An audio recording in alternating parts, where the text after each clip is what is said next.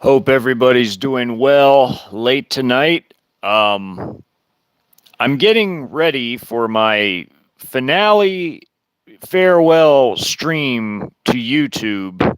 And you know what? I thought, why not just come on and, give folks sort of an idea of what I plan to discuss in that and when I'm going to actually have it so that if for those that are interested in coming, they'll be able to make it. I'm going to make it good and long, probably about, I don't know, maybe like 3 or 4 hours long. I'm going to cover everything I can possibly think of to cover. I'm going to go over a wide array of different topics and concerns and even be there to answer questions for those who pop into the chat.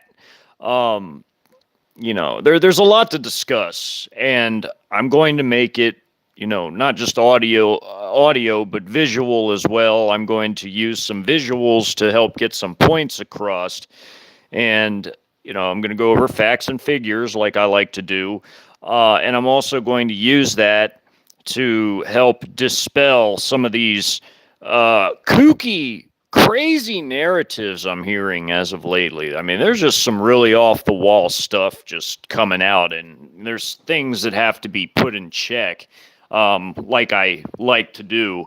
And I'm going to use, again, real facts and figures to do it. I'm even going to use biblical references and more to go over some of this stuff because one thing I've always tried to do on this channel, and I feel like I've done it pretty well, is I've did my very best to keep every single solitary topic I cover on this channel, like my hypotheticals that I created out of real physical facts and figures and information, and also my own combat experience from the Iraq War. I also blended biblical aspects into those to keep it biblically compliant. And that's quite a thing to be able to do, to not just be able to do the physical explanations, the work depicting the physical realities, but also to make your hypotheticals actually go along with what the word says as far as like the prophetic aspects to it all.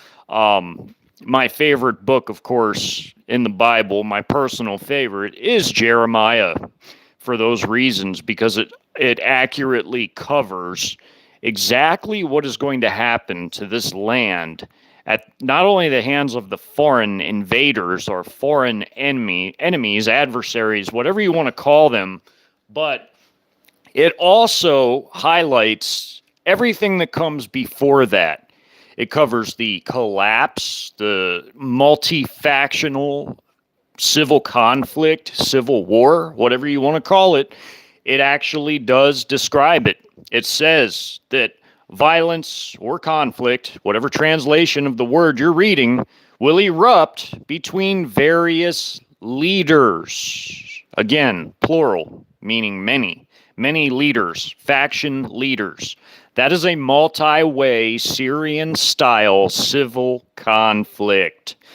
And also, the way it describes how Babylon falls, i.e., America, we don't get a shot off. Not really. What it describes is we get our ass handed to us by these foreign invaders who take us completely by surprise. That means nobody is ready. Nobody's prepared for what is going to come. And I see that in the physical reality every bit like I see it in the word. Everything that's happening now is matching everything that's in the word.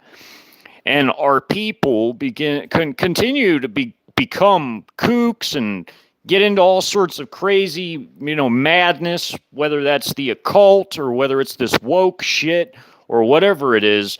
There's all kinds of kooky, psychotic, batshit crazy shit going on in this country. And no, I don't think shit's a curse word. It's just feces or excrement. It's the same thing. There's no special book of curse words anywhere. So I'm going to use that word. It is. It's batshit crazy. And there's people that think the occult is going to save them, or their belief or what their feelings are is going to save them. None of that stuff is going to save anybody, because I can tell you, China and Russia don't give a shit about your feelings and how you feel about certain things. It doesn't matter to them one way or the other. They're still going to invade this place. They're going to take it over. And nobody's occult, black magic is going to save them. They're not going to be able to astro project themselves out of a Laogai or out of a battle space. I would love to see how that's going to happen. No, we don't have a Jetsons future, as I always say. We have a Flintstones future, because this place is going to be carpet munitioned back into the Stone Age. For a time, there might be all this, high-tech revolution garbage going on, and, there might be all this stuff with nanotech and AI, but guess who has the world's most advanced AI? It's not us, it's China. There are two different sets of elites, and there can only be one that prevails. And that is going to be your 10 kings of Revelation, which are your Eastern Eurasian kings, with their one world BRICS plus currency, who prevail. See, the Western mind cannot comprehend that. People in the West cannot comprehend. They can't fathom that. They can't comprehend it. They think that these snot-nosed, punk-ass, weakling Western elites have the ability to enforce their will when they don't. You have to have muscle to be able to enforce your will, because trickery and deceit can only carry you so far. In the end, you have to have muscle to be able to enforce your beliefs, your ways, your ideology, whatever, what have you. You have to have the muscle to enforce it. And they neither have the muscle nor the wherewithal to be able to enforce their will. Why do you think things break down like it describes in Jeremiah? Things break down because it doesn't work. It doesn't work because you might have an idea. If you're these people, you might have an idea about what you want to do, but what you want to do and what you really can do are two very different things. When you've got this puny, woke, depleted, hollowed out, garbage military that we have now compared to what it once was, we do not, they're not big enough. They're not logistically prepared enough. And without logistics, you can't do anything. Without fuel for your vehicles, your army isn't going nowhere. It's not doing nothing. Without ammunition to fight with, your army's not fighting. Without food and water, they're not doing anything. And when it comes to a draft or conscription, that's another thing I'm going to discuss. And I'm going to explain to people how that works and why it'll never happen. Not in any type of way like people think. It can't happen that way because there's it takes a tremendous amount of resources that have to be marshaled in an effort like that, such as a nationwide conscription. I've discussed it 2 videos ago from this one. I briefly touched on it, but I'm going to go into even more detail. I'm going to explain why the space isn't available, because you have to have space to train new armies. The space isn't available, and I thank my friend Ken for this. It was a good topic. He talked about it in a video, and you know what? I thought, I think this is a good thing to discuss more in depth, because I don't think people are really understanding the mechanics of how these things work. Because, most people are laymen. I understand that. Most people don't know anything about how the militaries function, or how all the resources it takes to be able to achieve certain things, and including how, militaries function on resources. And if you don't have certain resources, your military cannot function. You must have a working logistical system, and you must have the supplies available. That takes transportation. You need transportation, because without transportation, you're not moving your ammo, your food, your fuel, your water, and whatever, what have you, your blankets, your medical supplies, it takes so many things into running a military force. Your tents, your whatever you need, your HESCO barriers, your concertina wire, all this stuff. If you don't have a way to transport it, you don't have the fuel to be able to transport it in the quantities necessary to be able to establish, I don't know, forward operating bases or combat outposts or roadside checkpoints even. If you don't have the transportation, you're not going to be able to achieve very much. And you need fuel for transportation. Trucks don't just run on empty. You have to have the fuel available. And one thing this country's really shot itself in the foot with is fuel. Not just that, but it's hollowed it out. It's hollowed itself out. It's depleted itself on a proxy war in Eastern Europe. And even before that, in Afghan, Iraq, and supporting different factions in the Syrian civil war. We supported a few of the factions in that civil conflict. We gave them arms. We gave them ammunition. That takes money and resources. And when Mystery Babylon has a financial collapse, how are you going to afford these things? How are you going? Because the collapse isn't just going to affect everyday people. It's going to affect everything. It's going to affect the military. It's going to affect its state of preparedness, readiness. You absolutely cannot operate a military without money. You have to have the money to operate one. You have to have the capital to be able to do it.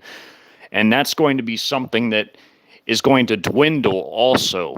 But you also realistically, apart from the capital, you have to have the resources, the logistics, the transportation, the space to train new armies. And that's something that we don't have. We've depleted ourselves. All this ammunition that's gone over to all these overseas conflicts, the latest one being the biggest one by far, draining 2/3 of all our artillery howitzer ammunition, half of all our rocket artillery ammunition for the 270 millimeter rockets, which can be fired from both the HIMARS and the M270 MLRS.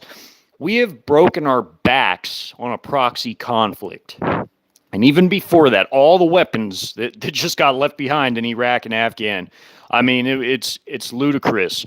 You know, the whole ISIS group got their hands on gigantic stocks of weapons we left behind in Iraq, and then the tallywhackers got their hands on the stuff that we left over there in Afghan. And now, you know, the black market, and maybe some of it's making it to the you know, those Eastern European proxies, but some of it's going into the black market. I mean, there's no accountability anywhere.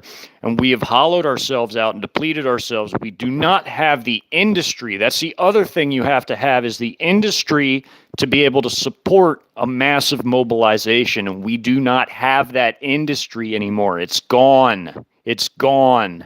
In fact, our military industrial complex is only half as big as Russia's. And it's only 1/6 as big as China's, because Russia is about 1/3 of Chinese output, and we are about half of Russia. So we're 1/6 of what China is. You know, what Colonel McGregor said in that one video I posted, he was telling the truth about that, about Chinese war production being so gargantuan. And that happened over the past 6 years, when all those factories came online, because China used to have decent industry. I mean, they were industrialized, but they weren't industrialized during the Cold War to the extent that they are now. Now they're freaking gargantuan. They're a behemoth in terms of their industrial financial, because they have all this gold and precious metals. They can never be broke. Their economy is the biggest real economy on the face of the earth. Our economy shrunk by half. It shrunk by half. I've gone over all those numbers in previous videos. And I've talked about some of the sources for it. The one that comes to my mind, just right off the tip of my mind, is AEI.org. They keep track of the economic data and the Federal Reserve's own numbers, which they released. That stipulates, it says in plain language, that our economy shrank by 12 trillion. Okay, that's half of what it was. And most of our economy is usury, debt, Ponzi scheme, funny money, garbage anyway. So, I mean, what do we really have? The backbone of our economy. You see, when you go to a college for business, and you take an economics course like I did, I got basically enough credits to get an associate's. I didn't do a stage walk, but I had the credits to get an associate's for business administration. But I had to take an economics course. We learned in school that the small business was the backbone of the U.S. economy. Okay, if you all remember, those of you who have been with me for the past several years, you remember 3 years ago, I did that video where I discussed the Federal Reserve admitting after the shutdowns that we had lost a third of our economy because a third of small business was gone, and therefore a third of our economy with it. And then it shrunk to half. AEI.org put that out. There are other sources too. They're all wrote down somewhere in my pile of scrap BS, but I'm not digging through that right now. I'm just having a heart-to-heart. But China has the biggest real economy, biggest industry, 40% of the entire world's industrial base, 40%. They have the biggest military industrial complex. They have the biggest forces under arms of any nation on earth. And it's really funny, Western sources try to downplay it. Like they'll only talk about the active Chinese military, but they won't talk about their gargantuan paramilitary of 20 million. They won't talk about the additional 5 million reserves they have. Yes, 5 million reserves, 20 million paramilitary.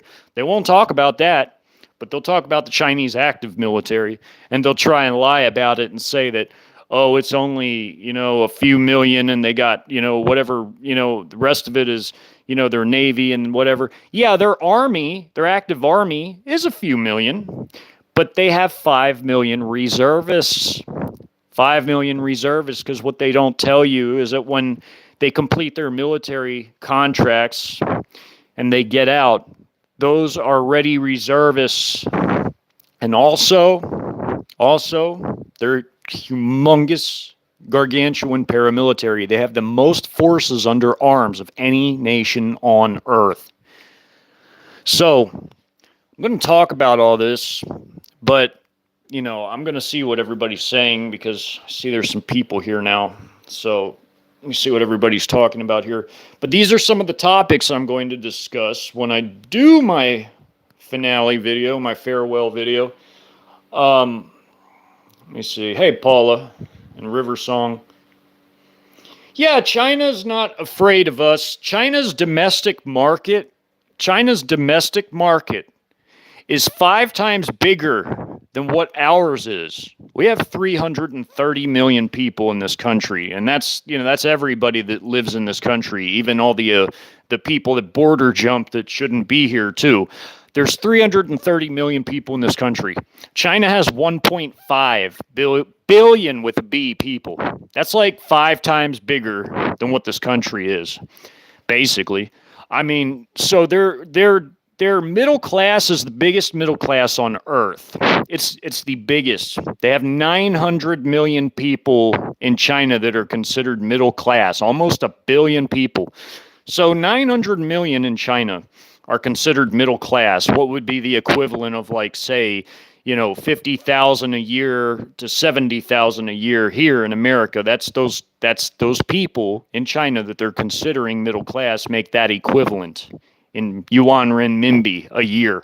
So they have the biggest middle class on earth. They have the most billionaires on earth. And of course, they have their select trillionaires, which are the CCP elite upper crust. Like, you got Xi, and of course you've got his, right-hand men. But China is a beast. I mean, they're a beast. They're the most powerful nation in the history of the world. And the West is embarrassed. They're embarrassed to admit to it. Anyone who is intellectually honest with themselves will admit the truth that China is the most powerful nation in world history. All the numbers, facts, and figures prove it. And all the Western facts and figures, they try to hide the truth. They try to hide it. But if you get away from Western sources and you start looking at international sources, the truth really becomes apparent. Western sources have to admit to a certain level of it, but they try to hide a lot of it. They try to mask it. That's why you have to go and try other search engines and go look at foreign articles, translate them to English, and you'll find a lot of the truth that way. I spend whole nights doing that. I have spent whole nights doing that. And, you look at production numbers of vehicles and all sorts of these vehicles, and then you find out, how many were sold, how many were put into storage for like reserve units or paramilitary, how many's long-term storage, if it's applicable, how many were destroyed and damaged in battle. You have to get a baseline for the numbers too. Like you got to look at different sources because not all sources give the same information. You have to get a baseline, and then you take it through the metrics of, what's retired, what's sold, what's, storage or long-term storage, or what's been battle damaged and fixed, pressed back into service, what's been sold to other nations. You have to go through all these metrics to get the real numbers because a lot of sources, they'll only give you partial information. That's why you have to go and do these types of metrics. You have to go through these metrics to find out what the real numbers are. And the West, they're very reluctant. They're very reluctant to admit to the truth. But China, the truth is, they're the most powerful nation that's ever existed. And I've shown all the facts and figures, and yet I'm shadow banned. Why am I so shadow banned? Why is my video content not reaching more people? Why am I shadow banned? What is it that I'm saying that is so dangerous to these people, that is so horrible that these people don't want other people to see? What is so bad about me just doing hypothetical invasion work and talking about facts and figures all the time? What is so dangerous about that? What's so dangerous about that is it's dangerous to their narratives. It shatters all their narratives on their face. It shatters all their narratives on their face because their narratives on their face are ridiculous. They're ridiculous and they're patently false. So I like to kick narratives in the balls, proverbially speaking. I love doing that. And I'm shadow banned for it. So, I take that as you will, but the fact remains is that these facts and figures and these hypotheticals must be over the target, and they must be dangerous to somebody's agenda because they're not allowed to be seen by most people. Because my channel, as you've been with me a long time, Wild Animus, you know how long my numbers have been stagnated. That is mathematically impossible. It's mathematically, statistically impossible for my numbers to be stagnated. And then you'll see some of these big pogo channels, they just mushroom overnight. Well, why did they mushroom overnight? Because they sold out. If you're a sellout, your channel will mushroom overnight, but then you have to stick to script.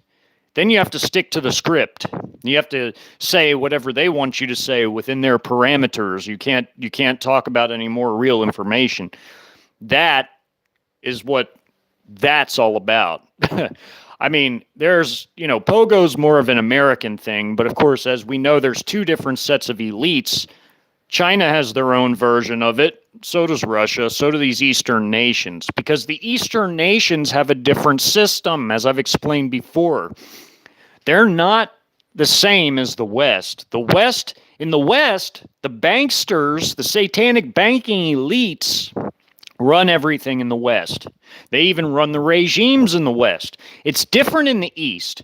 The regimes actually have control over their own central banks and therefore full control over their own countries, which means their elites of the East, of China, of Russia, of India, of Iran, of Pakistan, of North Korea, all those nations in the East, their elites are within their regimes because the regimes control their central banks. I've gone over all this, but most people in the West think that the West runs everything, and it doesn't. The West is actually weaker than it's ever been. And it's not going to be prepared for the Third World War that destroys it and eats it up to where the West is colonized and subordinated to the Chinese and the Russians, but mostly the Chinese. That's who is going to colonize Mystery Babylon USA. They've always had the plans to. Wei Feng, his infamous speech said everything.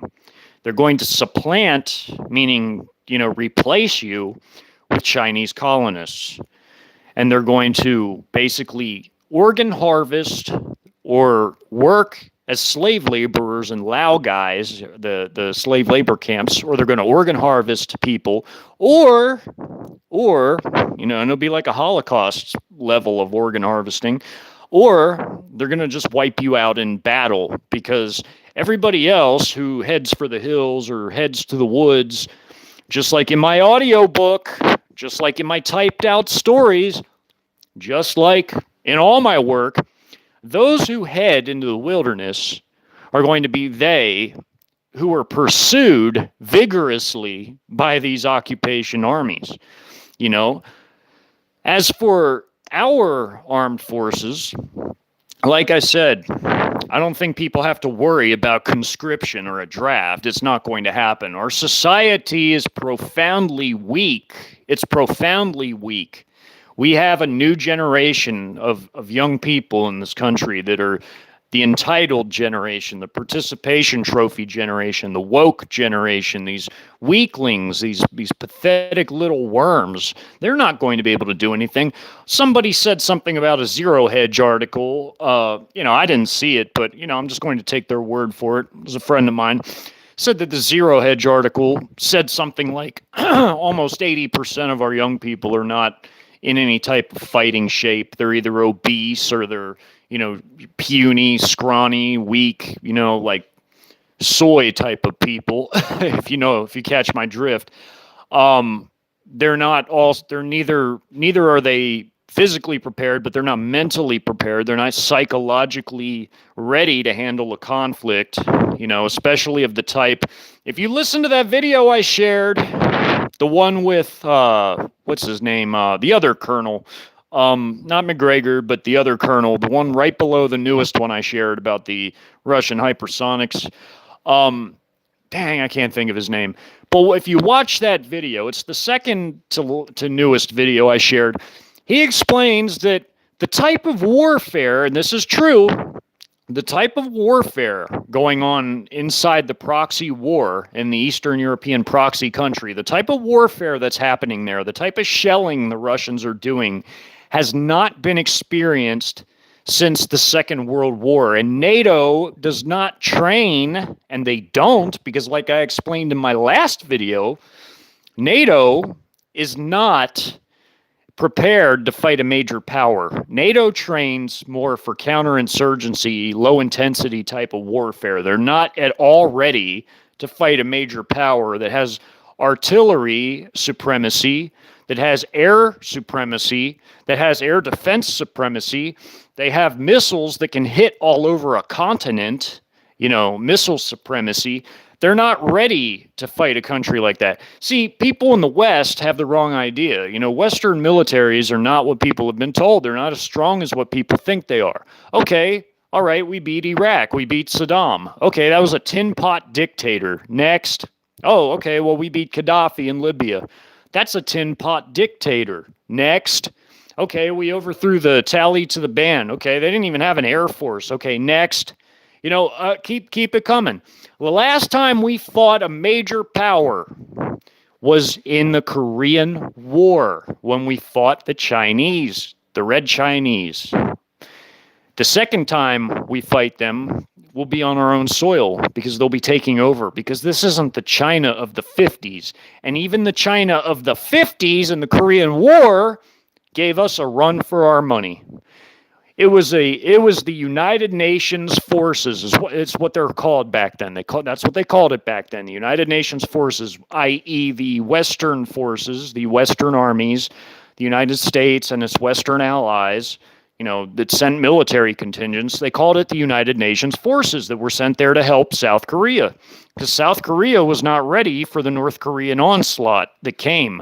Well, the Western forces were able to smash the North Korean army. Okay, so you beat the KPA. You ran basically all the way up the Korean Peninsula to the Chinese border at the Yalu River. And then guess what happens? The Chinese came across the river and overran the Western militaries and routed them. They routed them until they could get back to the 38th parallel and set up an effective defensive line to stop them. And from then on, it turned into a seesaw type of conflict where one side would gain ground and then the next side would, push them back and gain a little ground. It turned into a seesaw conflict and ended in a stalemate. So China is the entire reason why North Korea is even a country, that it even exists to this day. North Korea owes China everything for its entire existence. Because even still, China supports North Korea with fuel, with food, because North Korea's had a lot of issues with harvests, so China sends them food. China gives them the fuel they need. China gives them technical experts to help develop their military and their missiles. North Korea is an appendage. They're a satellite nation of China. They owe China everything for their whole existence. They are an appendage. They are a satellite nation of China. And more, Pakistan is becoming the same thing, because Pakistan had their entire military industrial complex overhauled by the Chinese. China even sent in their first train of 2023 was to bring in brand new machinery to build Russia brand new shell factories. Not that Russia needed them. Russia has these gargantuan stocks from the USSR days. Even China has old stocks from their, from previous decades too, massive stocks. But Russia had their old USSR stocks of shells, and Russia also produces a hefty amount of shells on a daily basis. But not that Russia needed the help, but China was a good ally. They went in there, they built Russia brand new shell factories because that was the first train in. It was technical experts, engineers, construction crews, and brand new machinery for manufacturing shells. So they did the same thing with Pakistan, but on a larger scale. They built Pakistan's aerospace industry. They built Pakistan's armored vehicle industry. The tanks Pakistan manufactures are Chinese designs. The Al-Khalid and, tanks like that, those are Chinese designs. The VT-4, that's another Chinese-made tank that they build under license. China built them the factories. China also backed up Pakistan as a counterbalance to India, because India and Pakistan used to fight. They've had 3 wars with each other. So Pakistan owes China a lot too. So China has built some alliances, strong alliances between Russia, North Korea, Pakistan, and now they're pulling India in. They're making peace. China brokered a peace deal lately between Iran and Saudi, because China is close with both of those countries, and they're brokering a peace deal. They're bringing those two countries together. There's a Duran video out all about it, and they give a lot of good details on it. But China is able to do all this because they're the world's most powerful nation. In real terms, they're beginning to make their presence felt more and more because of Belt and Road and all the other projects that they've engaged in. They're really starting to spread out and emerge. And they're huge, and people still underestimate them. But for the past 6 years, they've been the most powerful nation on earth. And now it's showing to the point to where little by little, Western so-called experts have to admit to it. Like I said, it's intellectually dishonest to downplay China, and a lot of people do that, but it's very dishonest. and it's very prideful when in fact we're the country that's in decay and people can't accept that. We're rotting. We don't even have young people that can join our armed forces. We couldn't mobilize large armies because we don't have the industry, we don't have the logistics, we don't have the fuel. We would have to marshal tremendous resources, like I said earlier, to be able to mobilize and equip and train large armies. The Army is our biggest branch of service. You know how much training space there is in TRADOC, which is your Army basic training posts and your AIT posts? TRADOC only graduates 100,000 soldiers a year. That's it. That's all. That's all they have the space for. About 100,000, give or take maybe a few more thousand. Sometimes it's 105,000. Sometimes it's a little less. But we'll just round it and say it's 100,000. So they only have enough space to train 100,000 soldiers a year. Do you understand what that means? That means that they're only barely replacing the people that are outbound, that have done their time, their contracts, and they're leaving the Army. People are leaving and coming all the time in the Army and all the other branches. The Air Force only has enough space for 35,000 new recruits a year. And even the Air Force says in their own words that it is a tremendous effort. A tremendous effort, yes, just like I've said. And it is. 100,000 for the Army is a tremendous effort. If they were to do a draft, a mobilization, I don't know what they're going to arm everybody with. We don't have, on such short notice, we don't have the industry to supply weapons fast enough because they have to have standardized weapons. They have to have the ammo. They have to have everything. They have to have training ammo. You have to have the room to train new armies, and you have to be able to have the time to train them. You need time to train them. You don't just crank out armies overnight. It doesn't work like that. It takes time to train people on equipment. It takes time to train people in tactics. Ideally, you would want weeks. You would want many weeks to be able to train new troops. You want at least about 3 months to train a new infantry soldier. And if you're doing something more intensive in terms of like intellectual or physical abilities, like say artillery or tankers, you need about a good, maybe 5-6 months of training. At least that much. At a bare minimum, you want that much. 5 to 6 months of training. So some jobs in the Army take even more time than that. So what I'm saying is you're not going to be able to crank out armies that fast. I mean, you wouldn't even have room to put up a whole bunch of tents for training new recruits. Like, where's the space? Where are you going to put up all these tents at to train additional recruits? What are you going to throw them out in the training ranges? Well, then you have no room to train them. That's laughable. It's laughable. Where are you going to put all these new recruits? Where are you going to put all these tents at? You're going to make whole tent cities out in the middle of nowhere? No, I think not. And even that requires a lot of resources. You have to get all the tents together. You got to get transportation.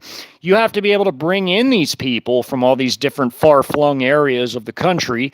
You need the fuel for all that. It's a tremendous amount of effort and time and resources, and you need the industry to provide the equipment. We don't have that. Our stocks are diminishing too. So it's not like we have ready stocks on hand for mobilizing big forces. Forget about that. We don't have it. We're giving all this junk away overseas. It's laughable. It's a joke. So let me see what people are saying. I'm trying to make this more interactive tonight. Oh yeah, that's good, Paula. Get you some rest. I mean, yeah, you can listen. I'm just yapping away. This is just something like a warm-up to where I do my farewell stream. I'm just talking about the things that I plan to touch on in that stream. Yeah, it's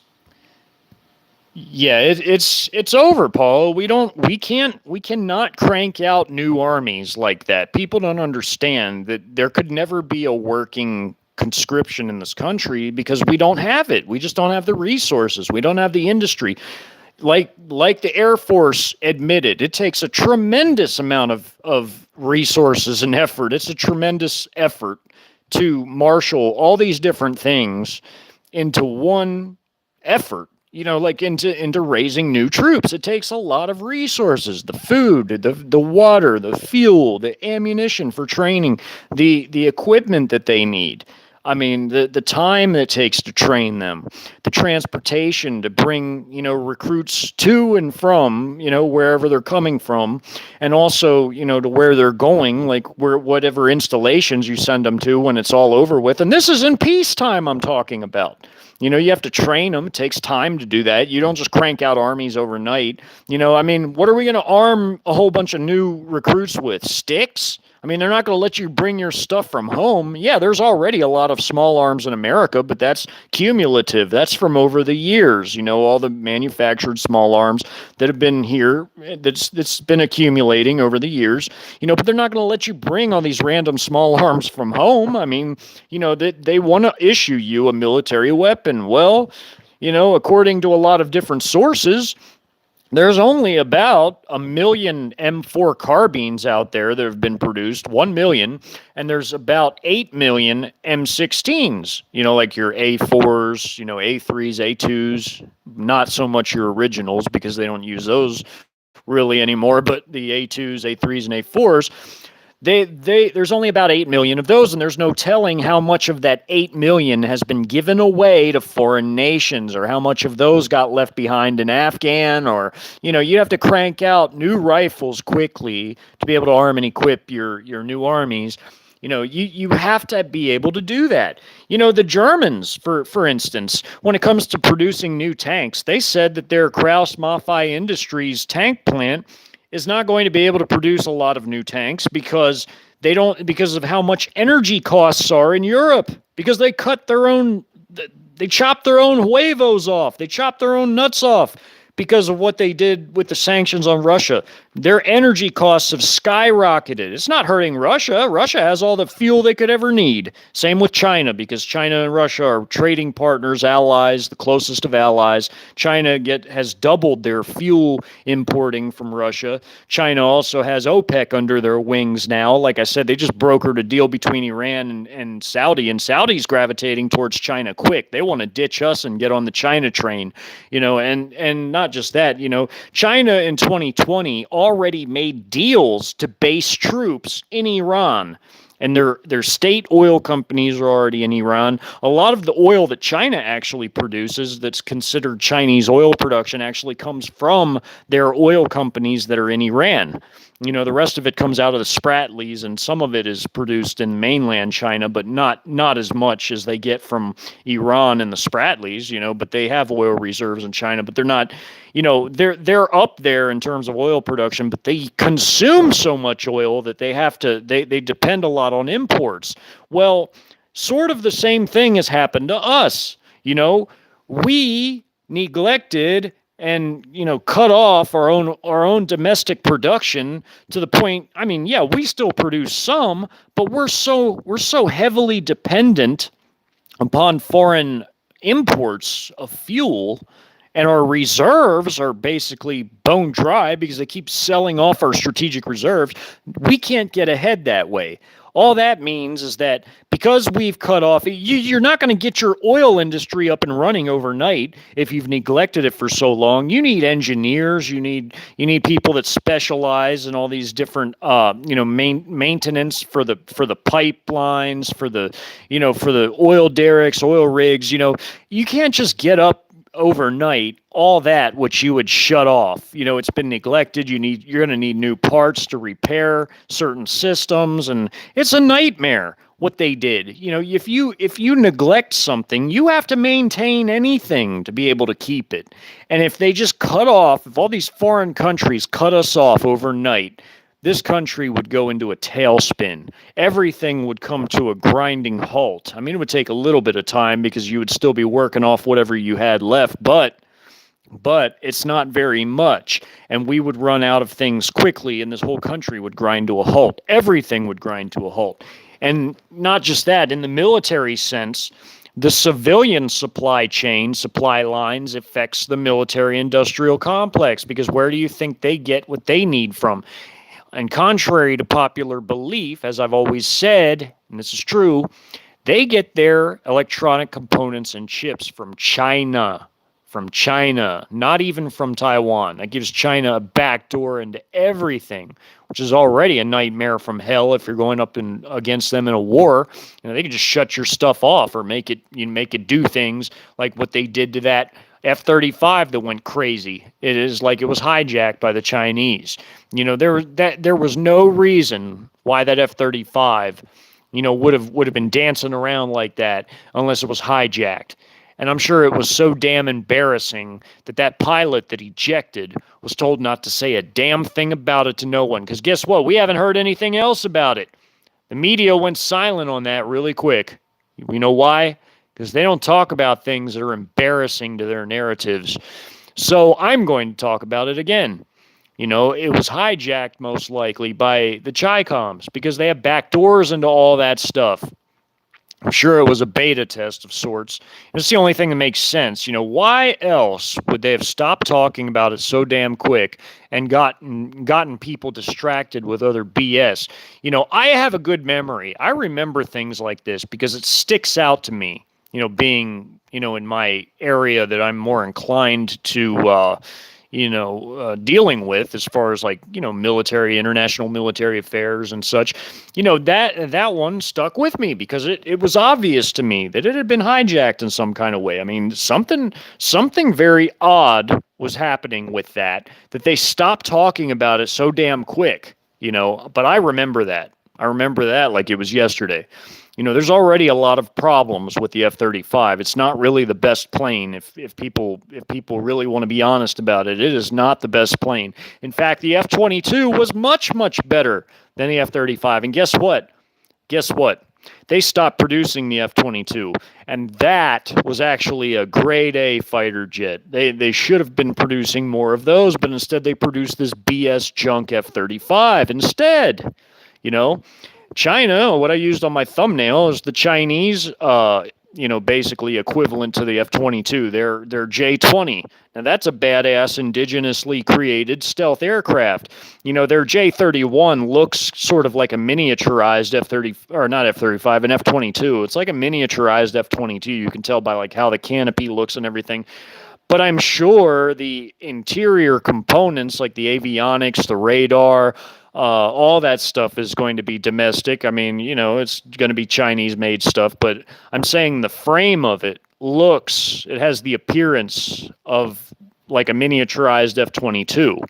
The F-22 is a good aircraft, but the Chinese have the crown jewels. They already have all the West technology, and they've used it to build their own indigenous capabilities to where they don't need us anymore. They've stolen enough of our intellectual property through academic espionage, industrial and corporate espionage, military espionage. They've stolen enough of our technology, enough of our intellectual property that they've used it all to build themselves into this great superpower where they built all their own indigenous, homegrown, homemade capabilities.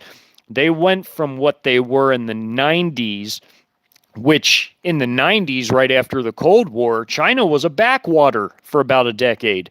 But they went from a backwater to the top tier nation on the face of the earth. They're on another level from everybody else.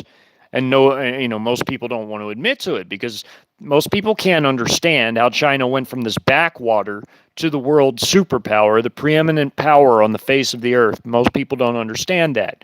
But it's quite simple.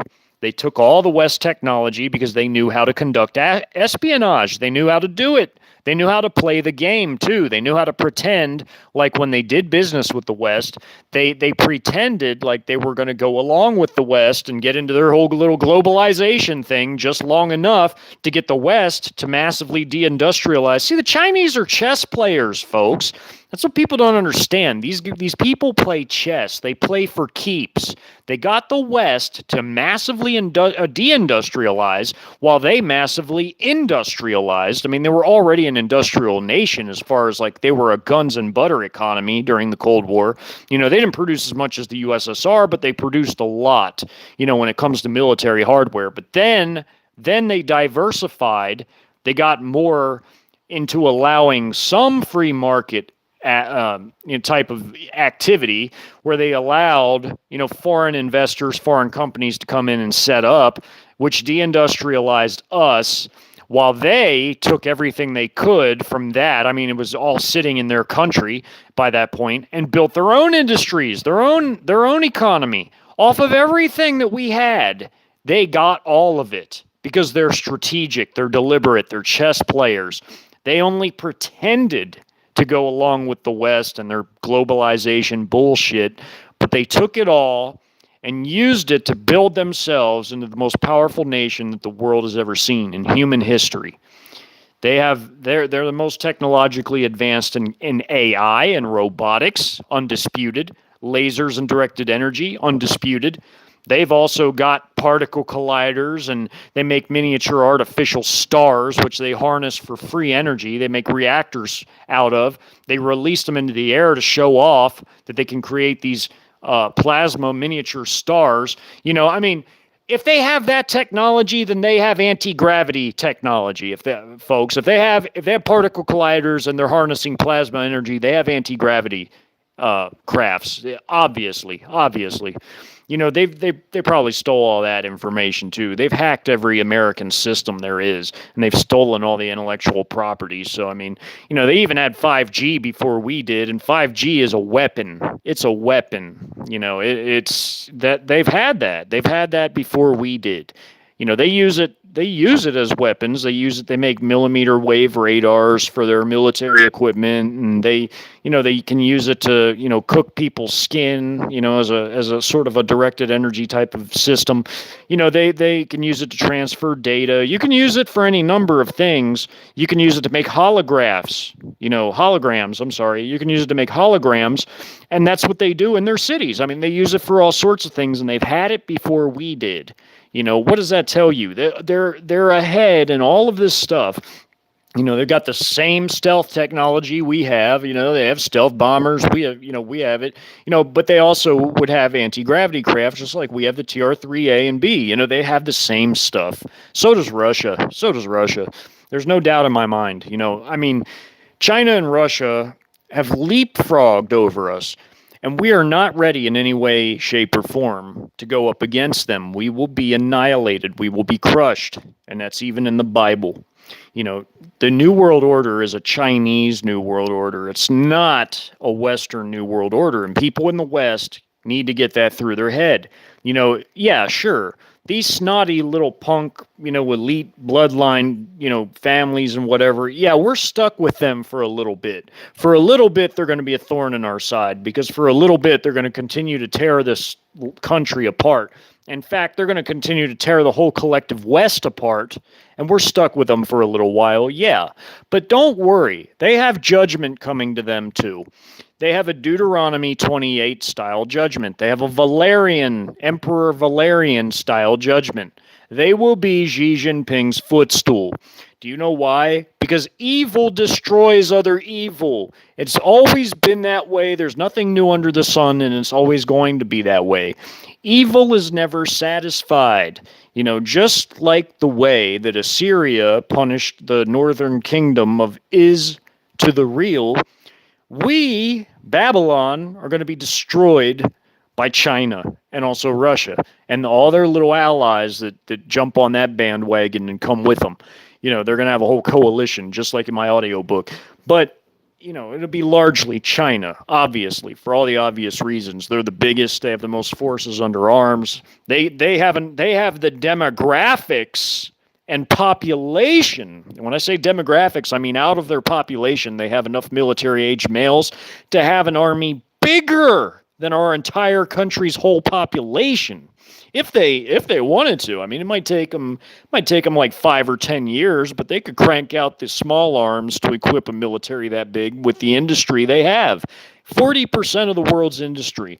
If they converted over totally to war industry from civil industry, and their factories, their bus and automotive plants, their shipyards, all of their stuff, according to the civil military fusion policy, can be retooled at a moment's notice to be able to crank out military equipment and arms and vehicles and so on and so forth. Not that they need to. They already have these ginormous factory complexes that all came online to add to what they already had by the end of the, but from the end of the 90s, all those additional factories they built to add to what they already had all came online by the mid 2000 teens. So that's why in the past 6 years, China has leaped ahead in war production.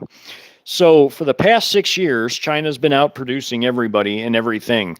Even though they got late, even though they started late on helicopters, not that they really needed to be number one in helicopters. They have the biggest air defense arm in the world, and it's the most advanced. Russia has the second biggest. They're pretty close behind China, and theirs is also highly advanced.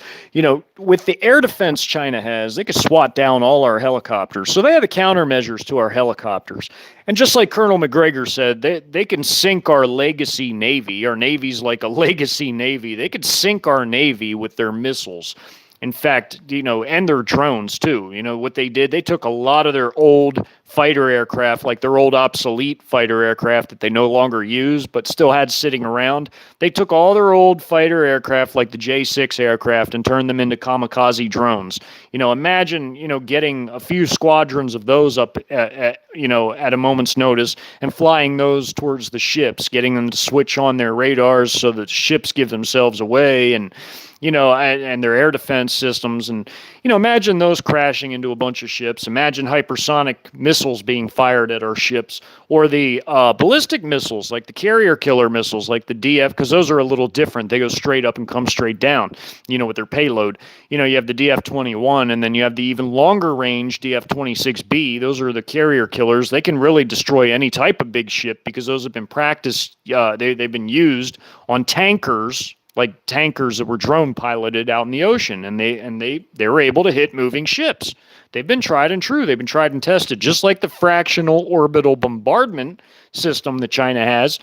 It's been tested a few times, and it's been fine-tuned to where it's dead on accurate.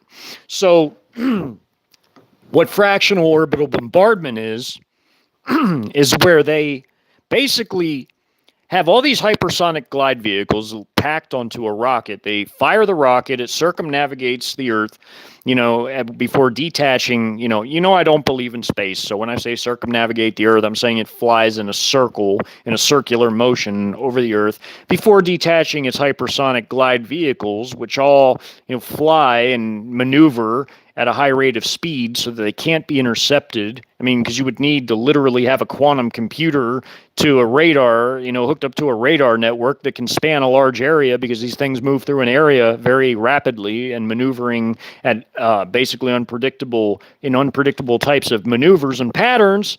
So because such a thing doesn't exist, there's no way to intercept them. So they can hit everything before the enemy who's been hit even knows they were hit. And China's the only country that has a working fractional orbital bombardment system. Maybe Russia has one, but they haven't tested it. China's the only country that has tested it. They were also the first country to test anti-satellite missiles, ground-based anti-satellite missiles. Now they can shoot down all our satellites. And that's going to be part of their invasion, just like in my audiobook, just like in all my invasion work, all my map battle scenarios where they, like 96-hour invasion, all the videos in that. That's like a 36 video long docuseries. They're all shorter videos, but it highlights different areas of the country when the invasion occurs. Starts off sort of cheap, but then it gets a little more color-coded as it goes, and then there's a Pacific Northwest one that shows more about terrain and how that affects things because of the Rockies, Cascades, and such. The Northwest has a lot of diverse terrain, so, I figured I would do one highlighting more of the terrain, whereas 96-hour invasion is highlighting a lot more on the cities and the infrastructure being captured and, so on and so forth, all the key roads, highways, all those things, how it affects things. It also shows how fourth-generation hybrid warfare works with all the units, the Trojan shock armies, whether it's your Chinese PLA or Chinese PAP or other paramilitary forces, or whether it's the Russian army or whoever, how they start off on the Chinese Communist Party-owned properties, CCP regime properties, and how they basically move swiftly, deliberately, and capture all their objectives in a very rapid amount of time. Like, that's the reason why this nation falls so quick, because this new type of war doctrine is what's going to crush this place. And there's nothing that's going to be able to stop it. Nothing. And nothing will stop it anyway, because it's part of our judgment, if you're just looking biblically at it.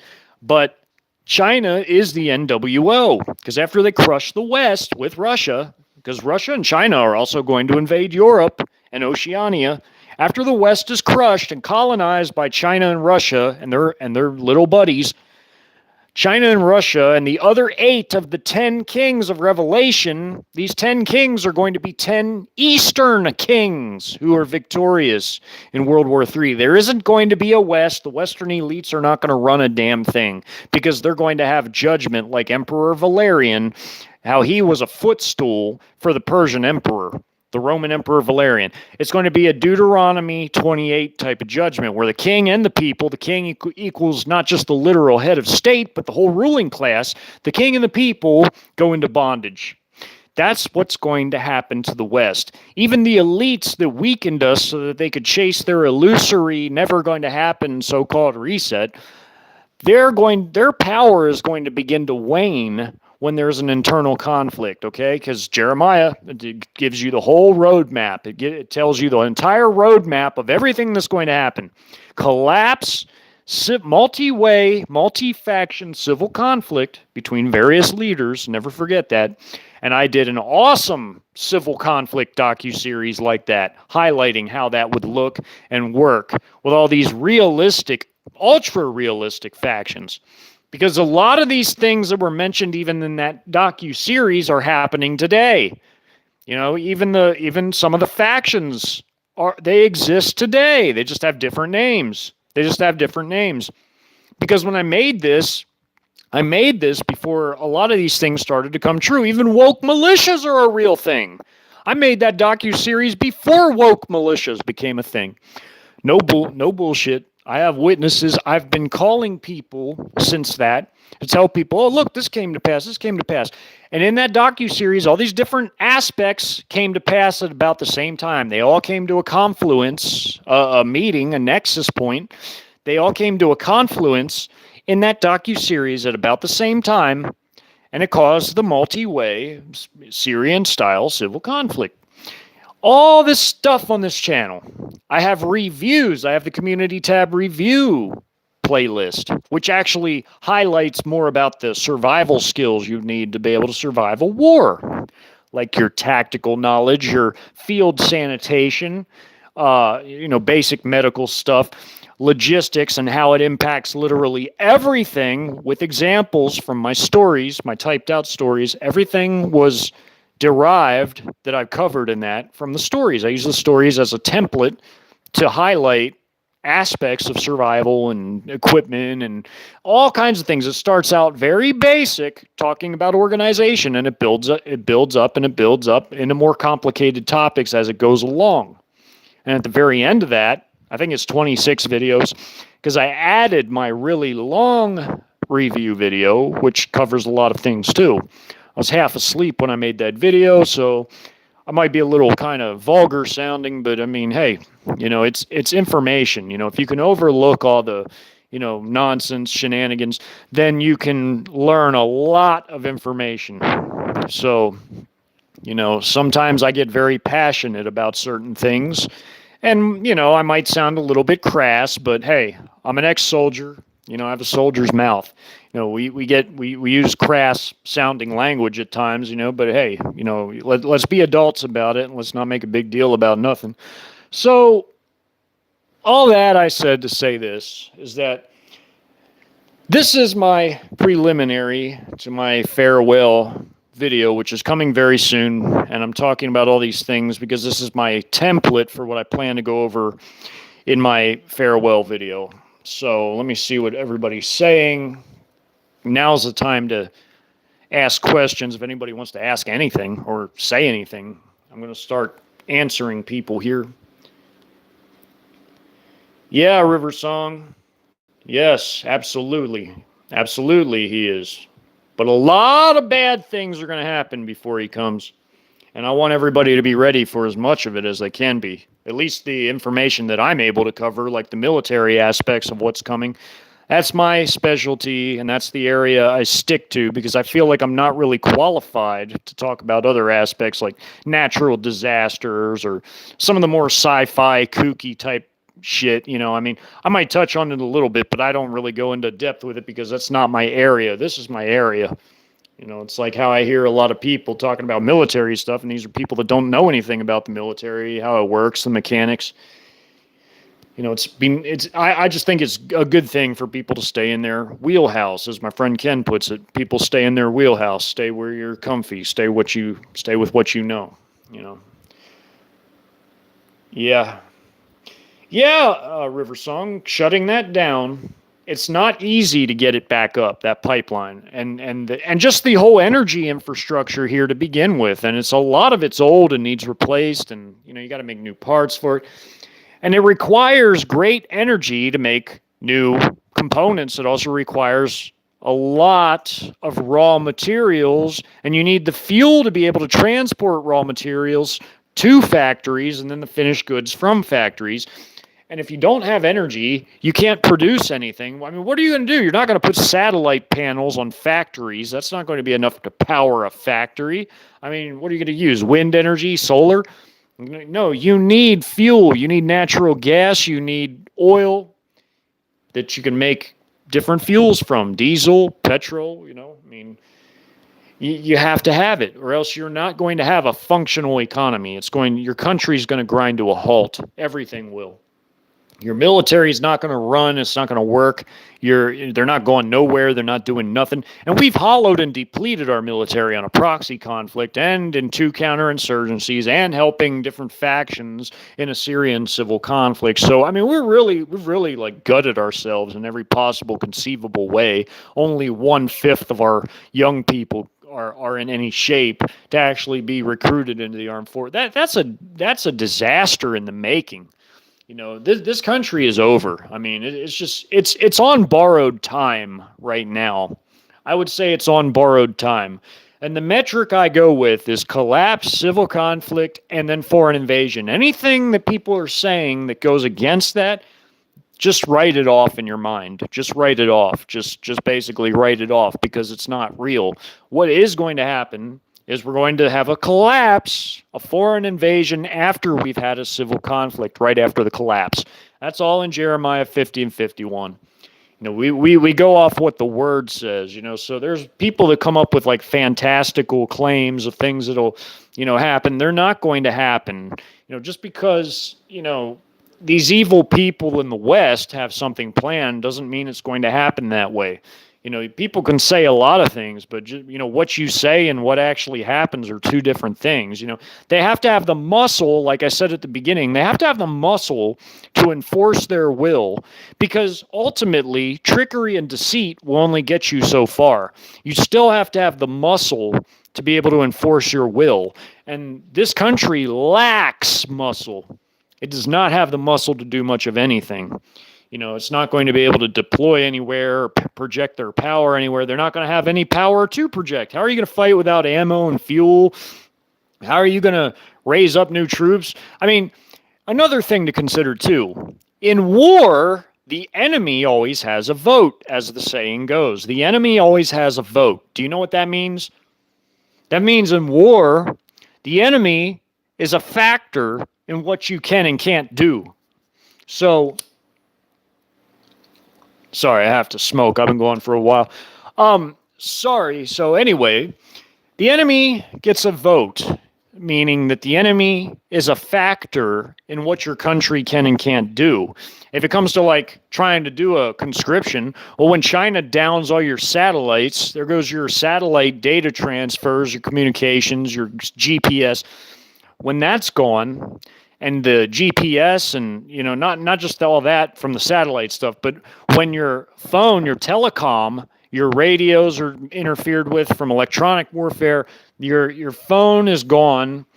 And, from the cyber attack, your phone, your telecom, your internet, your power grid is down, your water doesn't work. When your grid and phone and telecom, internet are gone and your radios are jammed, you have no way to coordinate anything. You can't even organize an effort like that without communications.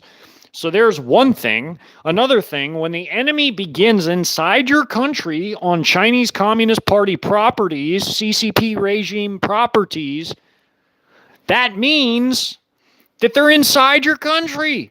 How are you going to do a conscription when your country is literally invaded in every corner of it? Well, do you think the Chinese are going to stop what they're doing and let the recruiter come out to your house and be like, oh, we're trying to do this conscription, I told the Chinese to press the pause button so I could come out here and, try to help organize this effort. No. You're not going to be able to come out and pick up anybody. I mean, there's the other problem, transportation. I mean, what are they going to use to bring, for one thing, most people are unwilling to join the armed forces and they're not in any shape or psychological condition to do it. But how are you going to transport people? Even if you could get people to answer the call, how are you going to transport all of them to all these installations? What are you going to do? Conscript school buses? Or are you going to how are you going to do that? And another thing, what are you going to do? Get Greyhound you're going to contract them to do it? I mean, you're going to get the trains to do it? I mean, how's it going to work? How are you going to get all these people to these places? You have to have the fuel to do it. You have to have the people to do it. You have to have a way to communicate. When we're invaded, we're under foreign invasion. You're not going to be able to conscript anyone when there's foreign troops inside your country already. How are you going to do that? It's impossible. You cannot do it. When there's literally hostile artillery strikes and air strikes and all this firing going on, and you're inside your own country from these units that literally come out of CCP properties, how are you going to do a conscription? That's a joke. It can't happen. It's not going to happen. Babylon is caught with its pants down. There is no conscription. This place gets annihilated. It gets smashed into the dustbin of history. This place is on borrowed time. And we have an internal conflict even before we get invaded, which weakens us even more. You're not going to be able to do a draft in an internal conflict. I mean, yeah, you might be able to get woke militias to help, like in my docu-series, my Syrian-style civil conflict series. You got woke militias, but, aside from that, you're not going to be able to conscript people if people are literally fighting against you. How is that going to happen? It's not. It's not going to happen. It doesn't work. Even in my audiobook, the only way they could even do anything remotely like that was at a very small local level, like they did when you had all these, like in the Battle of Berlin in 1945, well, in the Cap City battle in the audiobook, you had a whole bunch of the civilian population taking cover in the subways and the sewers. They went down in there because they had a naval warehouse that was still behind their contact line that they got a bunch of old mothballed equipment out of, small arms vests, like armored vests and helmets and a couple crates of grenades and mortars, whatever. They got all that stuff out and they equipped about 700 civilians with it and sent them into the fight because they were that desperate, and that was all they could do because that was all the weapons they had available in their stocks in that particular battle. I mean, that was a local thing, and they could only coordinate that at a very, very, localized small level because there was no telecom, there was no radios, there was no satellite anything. All of that stuff was gone because the satellites were gone. All the communication was gone from the cyber attack, and then you had electronic warfare interfering with radio communications. So, and redundant systems and all kinds of things. I mean, it didn't work. They couldn't do anything other than at a very small local level. So that was the only type of way they could even think of doing anything like that. And they were fortunate in that they still had access to some weapons that they could give these people, but they weren't well trained. They just got thrown into the battle. They were like cannon fodder. They got slaughtered.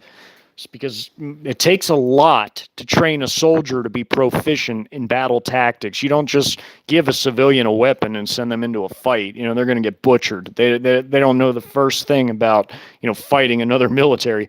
I mean, it's going to be a disaster. It'll be a disaster.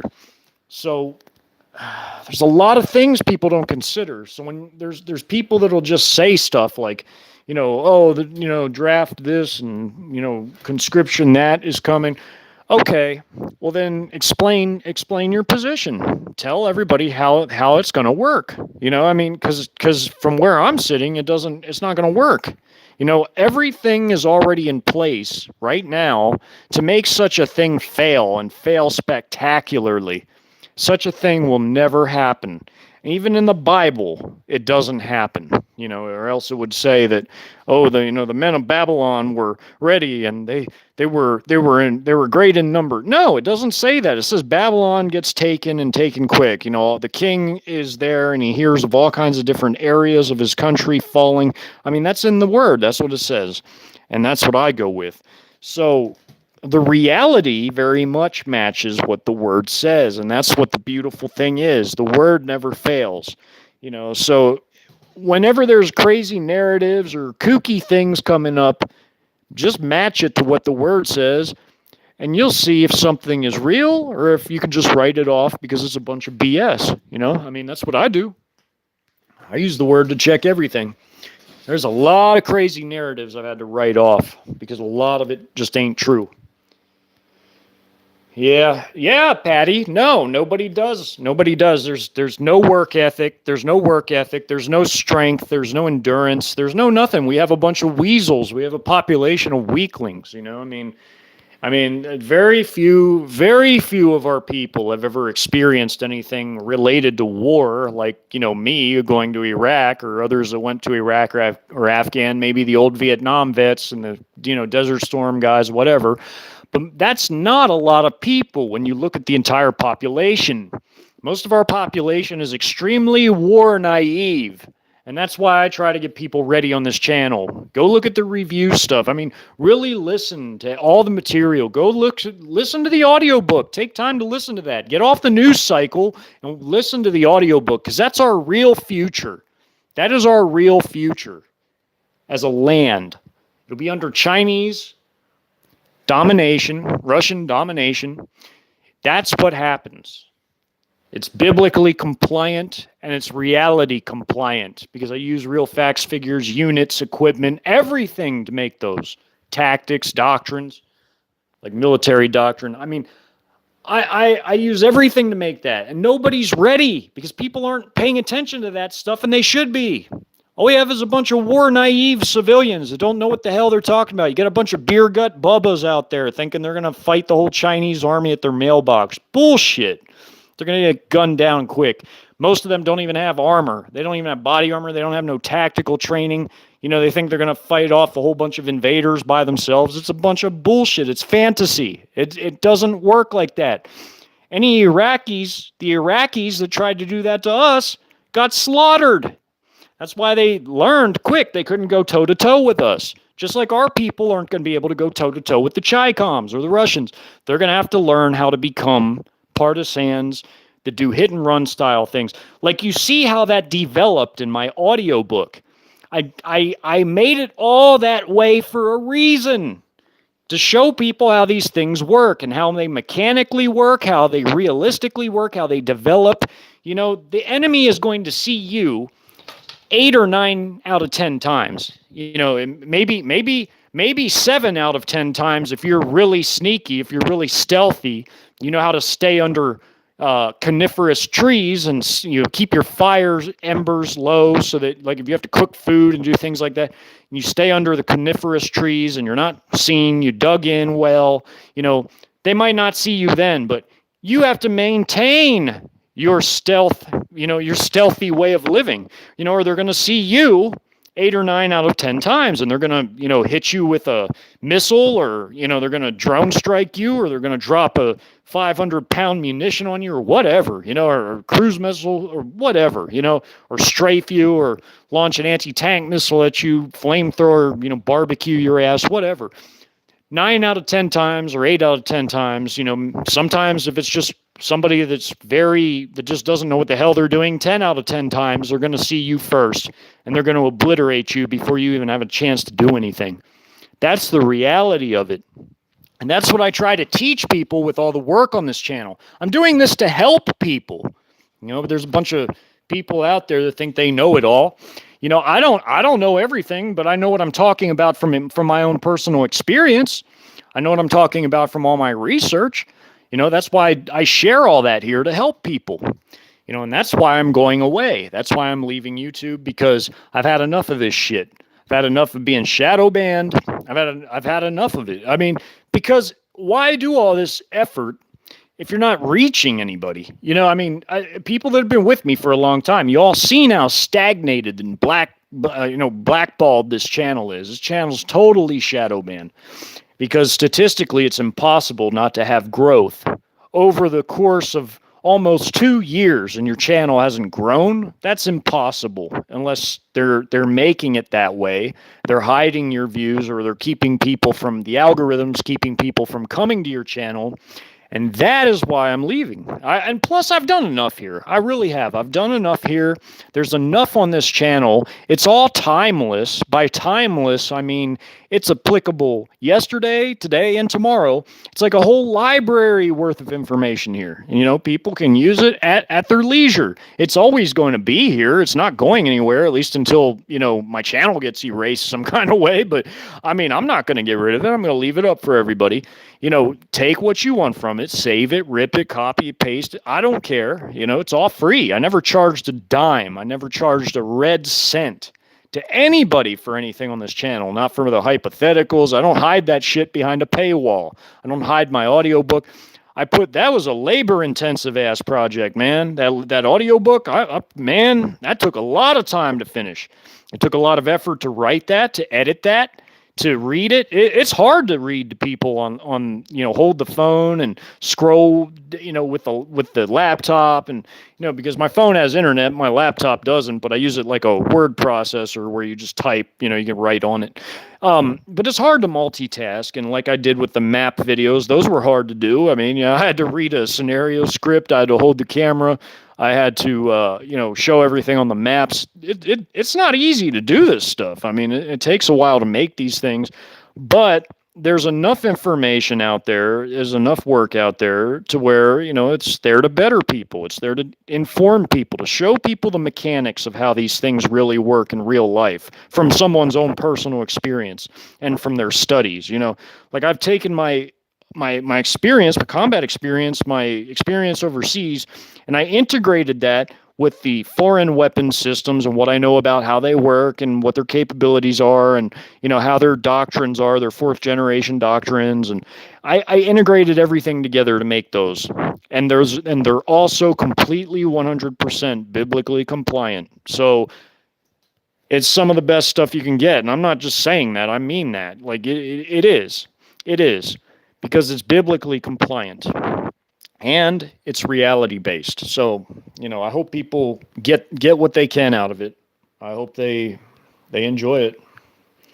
Learn from it, enjoy it, whatever. It's all there for you. You can take whatever you want. Just use it in its proper context. That's all I ask. But let's see. Yeah, River Song. That's just one of many evil forces, but don't worry. They're going to have a Deuteronomy 28 type of judgment. Yeah. Hey, Rose, welcome. What does it look like? Well, Rose, I have a lot of work on this channel that shows it. You can go, it's all in my playlists. All my best work is in my playlists. I have different playlists that show an overhead map view, like over the battlefield, how it looks on a battlefield, where I break it down like real units into battalions, and sometimes even smaller into company-sized units, and I show how they move around on the map, and what weapon systems they use. It shows like a hypothetical battle between like our forces and theirs, and how quick our forces get butchered because they have better weapons, and they do. Just here's one small example. You take the Bradley infantry fighting vehicle. It's got its 20 millimeter gun, which is a good gun, and it's got its 2 tow missile pods. And you take the Chinese ZBD-04 with its 100 millimeter main gun, like it's like basically a tank gun, like a tank cannon almost. You get they also have a 30 millimeter autocannon, which that'll shred a Bradley. Firing repeated 30 millimeter armor piercing or explosive tip rounds, that'll shred a Bradley into absolute total garbage. I mean, or if it gets one hit from that 100 millimeter gun, that Bradley's gone. Or it's got the HJ-12 anti-tank missiles, which actually have a greater range than the TOW missile. And here's another example. You got the AFT-10, which is a Chinese anti-tank vehicle. They've got 8 pods for 8 HJ-10 anti-tank missiles, which have double the range, and more power even than a TOW missile. They have a 6.2 mile range, which means it's a 10-kilometer range, whereas the TOW missile is like, it's about like 2.8 miles, almost 3 miles. But that's a 6.2 mile missile. So, that missile has a greater reach than the TOW does and packs a lot of punch too. It's a tandem charged warhead. It blows a shape charge through the armor and those shape charges are nasty. They actually had those in Iraq. The insurgents were using those against us. The insurgents, partisans, guerrillas, whatever you want to call them. My friend lost his head to a EFP, which is a shape charge. So, but I'm not going to talk about that. What I'm going to talk about is these HJ-10 missiles. They have a shape charge, and then they have an explosive warhead behind it. So what happens is it blows through the armor with a shape charge. Molten copper can go through all kinds of metal, even tank armor. Then, it shoots in this high explosive charge through the hole it made through the first charge, which is the shape charge. And it will blow the inside of the vehicle out, and basically, it'll ignite whatever ammo is in there, or, destroy the people in there easily, splatter them into about, a bunch of, human meat. So, I mean, it's nasty. I mean, but there's a lot of power. Those things pack a hell of a punch. They're made to kill tanks. They have a much greater range than the TOW missile and the Javelin. The Javelin is it's a 4-kilometer range, and these Chinese missiles, they have more power and range than our missiles, and their infantry fighting vehicles they boast a lot of better weapons than ours, and they have laser scrambling and laser warning receivers, and they got all this tech on their stuff. Their tanks have like their own Chinese trophy system equivalent, where if you fire an anti-tank missile at it, it'll fire off this type of shotgun system where it blows the missile in midair before it even hits the tank. I mean, they've got all this type of stuff. Like the Z87 is a laser scrambling device. It's like a portable one, but they have like vehicle equivalents of that. They've got some badass hardware. I'm just gonna say it like that. What does it look like, Rose? Basically, it looks like the ordinary people are walking around, going about their business, and all of a sudden, these Trojan shock armies come out of every direction. Your cell phone's not going to work. The grid is going to go down. All the lights will go off if you're walking on the street in the middle of the night when this thing begins. The plumbing isn't going to work. Your cell phone's not going to work. Your carrier, your service provider, for the internet and telecom they're going to be out. They're going to be gone. It's the cyber attack's going to take all this stuff down, and then the anti-satellite weapons are going to knock. So even if you have like a satellite phone, you're not going to be able to use it because they're going to down all the American commercial and military satellites. They're going to after that, you lost GPS, you've lost satellite phones, you've lost satellite internet, all that GPS, everything. The military would too. So the military is not going to know where they're being attacked from because you're going to have all these different units coming off of all these CCP properties going after the installations first and our cities first, capturing key infrastructure, while everything's off, the grid is down, because they're going to want to bring all that stuff back after they've taken over. But they're going to seize all of it. They're going to try not to destroy as much as they can, but a lot of stuff will get destroyed because naturally that's what happens in war. I mean, yeah, they might use a few nukes, but by and large, it's going to be a conventional war. Even Jeremiah says that. We get invaded by massive foreign armies that speak a language that we don't understand, which would be Mandarin. Hardly any of our people know Mandarin. And even really a large, amount don't know Russian either, but a little more people know Russian than do Mandarin in this country. But, Chinese is like one of the hardest languages to learn. But anyway, the Bible describes all this pretty well. But that's what's going to happen, Rose. We get invaded from all sides. Even Jeremiah says that all sides, meaning inside and outside, and all the way around the outside, in and out and all around. So what that means is there's going to be external forces which come down from Canada and come up from Mexico and beach land and parachute in. Those are coming in to act as a heavy-handed reinforcements for the Trojan shock armies, which are already inside, rapidly capturing everything and doing the heavy lifting. They're more of like a heavy-handed reinforcements for the Trojans that are coming in from outside of the country. So that's how fourth generation warfare works in a nutshell. It's the blend of the Trojan horse with the Blitzkrieg, which is your externals, blended with the Trojan horse, blended with high-end technology that hasn't been used before in a war. But let's see what else.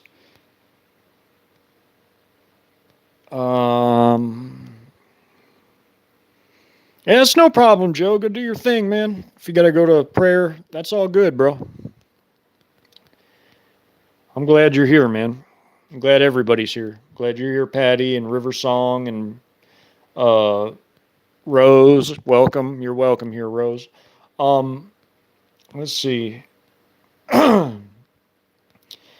Yeah, that was part of their academic espionage, River Song, training in our universities. And some of these so-called students are actually Chi-Com troops.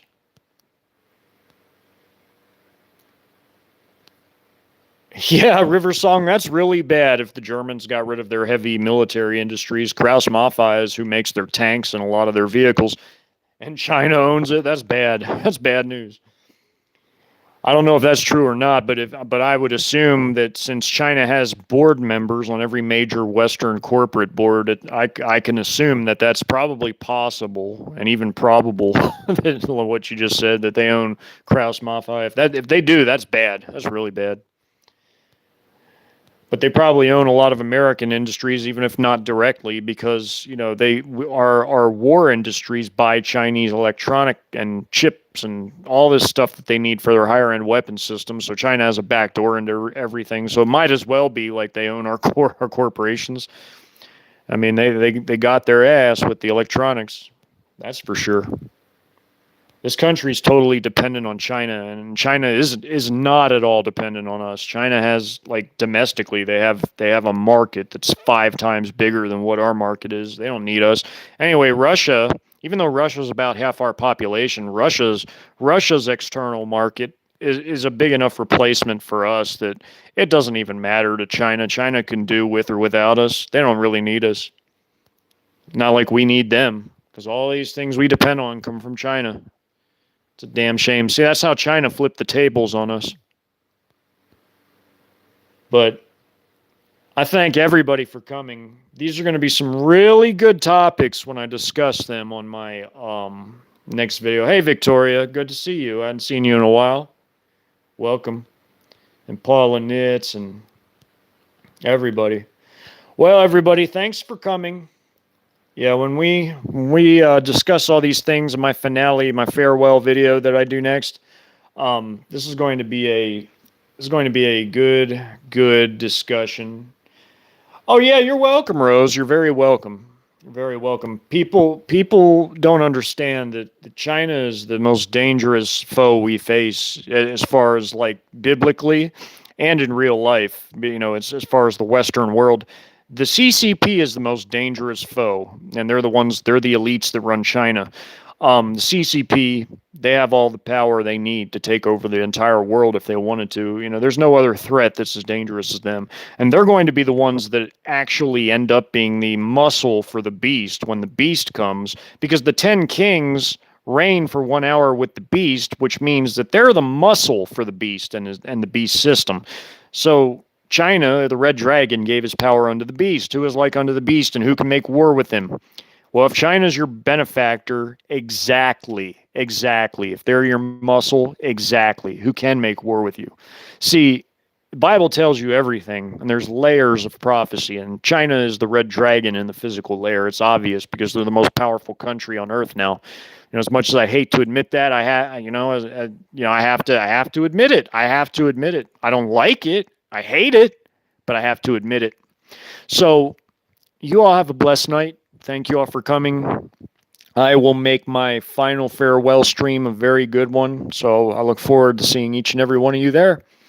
Thank you. Oh, you're welcome, River Song. And Rose, you all have a great night. And Joe, everybody. And Elizabeth.